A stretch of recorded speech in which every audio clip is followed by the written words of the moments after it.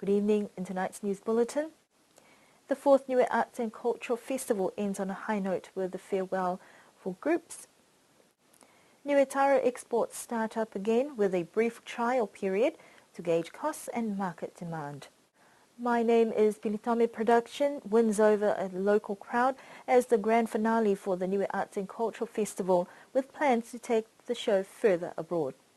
Schools are closed for 1 week at the end of Term 1, with a brief remembrance held at both schools for ANZAC Day commemorations.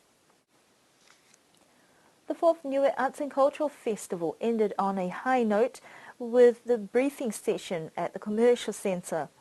Premier Toketalangi was present to hear feedback from visiting groups and individuals. There was a suggestion that perhaps in future the organisers could look at hosting the festival every 3 to 5 years to give time to prepare and also taking into account the limited resources available. However, this will be a matter for the committee to consider, but the general consensus is that the festival is still relevant and there is a need to continue drawing Niueans back to reconnect with their cultural heritage here on the island. We spoke to one of the youth leaders from the Tupumayanga Niue Trust Group, who has been to all 4 festivals, for a youth perspective on the relevance of these types of festivals, especially for Niueans living abroad. They've all been different, but they do keep getting better and better. But I'd say that the overseas people, there's less people. It was the first time there was 3 big groups from Auckland, Wellington and Christchurch. And it'd be nice to see in the coming years to see those groups come again, because the festival is about bringing overseas Niueans back home to Niue, back home to their roots. It's been really good. We've participated in most of the events and we've really enjoyed it, especially our newcomers. It's been a real insight to them about not only the culture but the heritage arts and what life is about on Niue. A highlight was the open mic night. It was good to see all the local people, like you said, the artist Janam.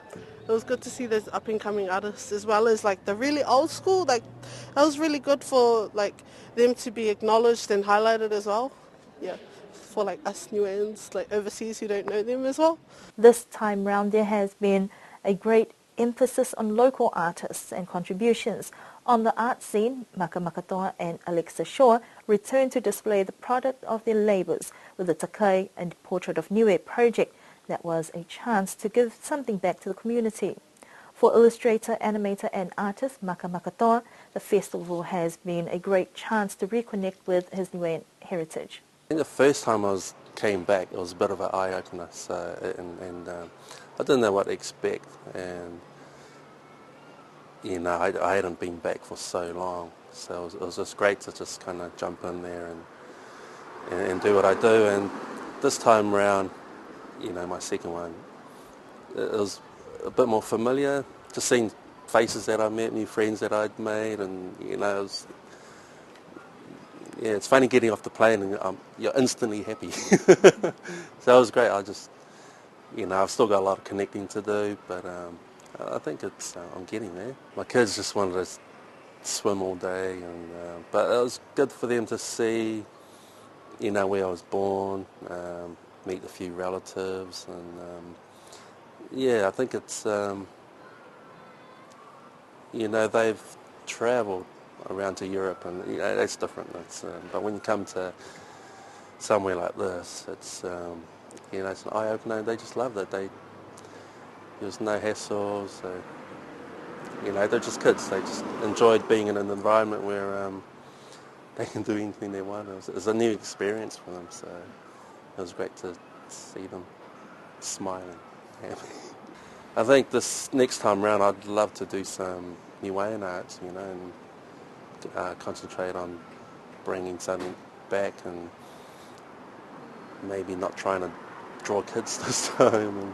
And I think I've learned from not trying to do too much. I think I might just do something a bit more easier, but definitely something to do with Niue. There's a lot here I can kind of inspired me to do. Through this project, they have managed to get involved in a few spin-off projects, such as the street art mural at the Aliutu Hall that has been inspired by one of the local legends of Aliutu. I've continued on with similar themes from what we did down at the Crazyonga last festival with the traditional hiapo designs with a bit of a palangi twist on it and some really great bright colours. Talking to people from the area, I've learned about the legend of Limaua, the merman, one of the sub-gods of the sea, who offers protection and safety to the fishermen when they go out there.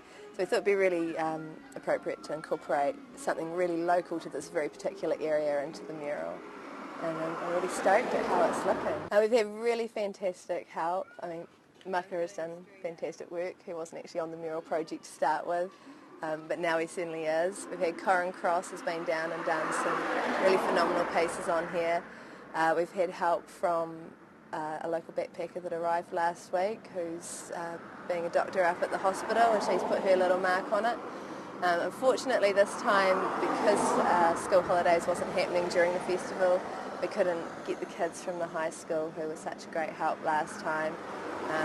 It was really wonderful last time having them all involved in it, but timing issues meant that we couldn't really get quite the team that we wanted. But we've done really well. I'm really, really stoked. The mural was just completed in the nick of time before the artists left the island today, with hopes to return and participate in future festivals.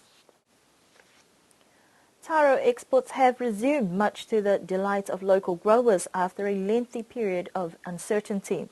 For the past 2 weeks, a local group of growers working with the Nueshope Exports have used this as a trial period. With flights arriving twice a week, a group of local growers and exporters have decided to export taro via air freight.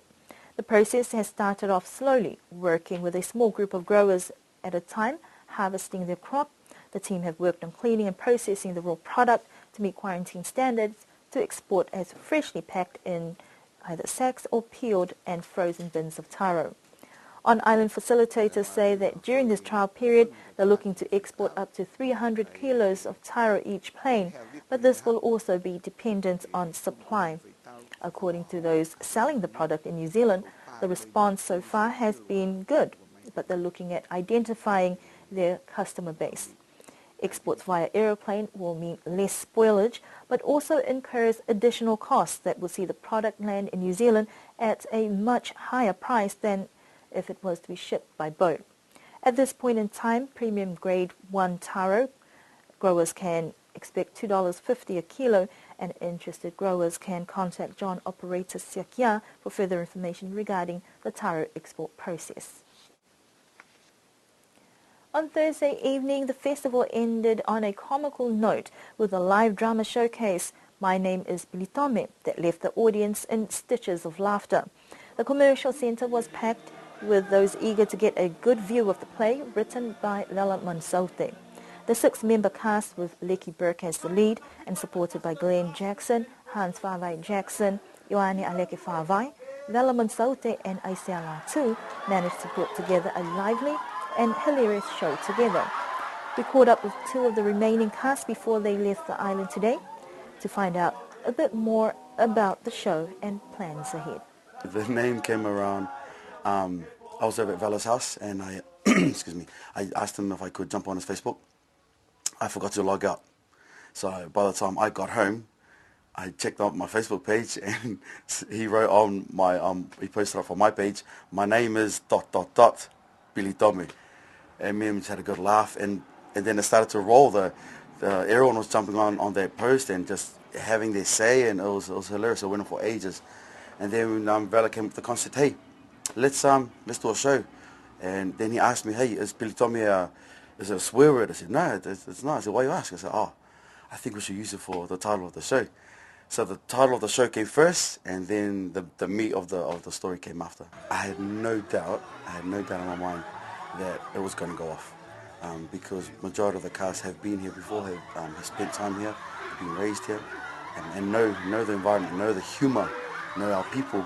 And yes, we do know they're very critical, but we said, okay, yeah, we wrote the story, even though it was written in New Zealand, we wrote the story around both, where both communities, New Zealand and here, could get it straight off the bat without without too much thinking about the story or about the jokes. You know, and your own humour it's very witty and very quick. And so it was Vala wrote it in that in particular way. Yeah, so no worries at all. The playwright was a fusion and mixture of island humour, musical drama and performing arts that highlighted themes about cultural identity, population decline, empty derelict homes, amongst other sub-themes. For the youngest member of the cast, Hans Fave Jackson, who had to play multiple roles, he says that spending a few years living in Niue has helped carry him forward to pursue his interest in performing arts.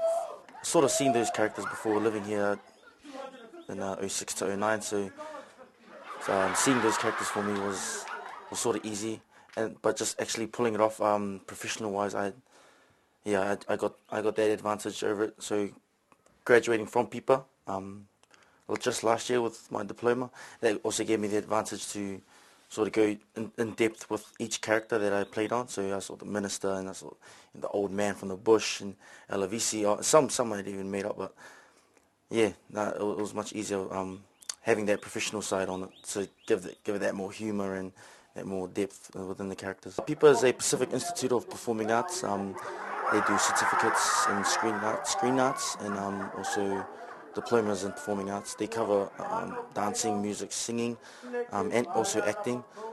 Yeah, it's a good way to build a good foundation for yourself to go into the performing arts industry. Favorite character. I don't know. I think the grandfather would be the best, because it was the hardest for me to try and lock in. It took me about 4 seasons to try and get that real wise and grand character. It wasn't until I came here where I really felt that character. Because a lot of the dialogue I had to visualize in New Zealand, to say, look outside, this is our land, this is our home. But coming here and just actually looking outside the window and actually seeing the land and seeing the homes, it really hits the heart. It was a highly energetic and animated performance that was well received by the local audience and visitors alike. If performing is what you love doing, just do it. Go out there and go and get it. There's no use in just sitting at a desk and writing checks for people if that's not what you love doing. Just go out there, do what you love. You want to be on stage, perform, do it. Chase that dream. Yeah, PIPA's also a good place to start. Awesome place to start. Hey, Amadou Case. On behalf of Vala, Liki, Isaiah, Io, and Hans, and myself, I just want to say thank you for ulahi mahaki to everybody, to all the food and the endless coconuts and just the hospitality. It's beautiful, it's unique. It's what makes us unique as Niueans, that hospitality, because put everything aside, we are people, and if we treat each other kind and in Niue, you get treated kind back. So it's lovely, you can't beat it. The crew have now returned to work on a number of productions, but hope to take the show to communities in Australia. And there are even discussions to look at plans to participate in the Pacific Arts Festival in Guam next year.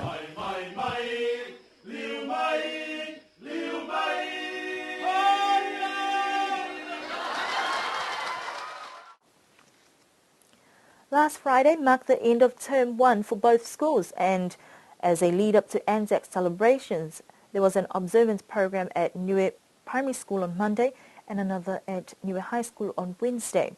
Students from Niue Primary School were given the opportunity to research and write brief stories or speeches about the meaning of ANZAC and what it means for Niue. 150 men from Niue signed up in 1915 to fight in a war, not knowing what to expect.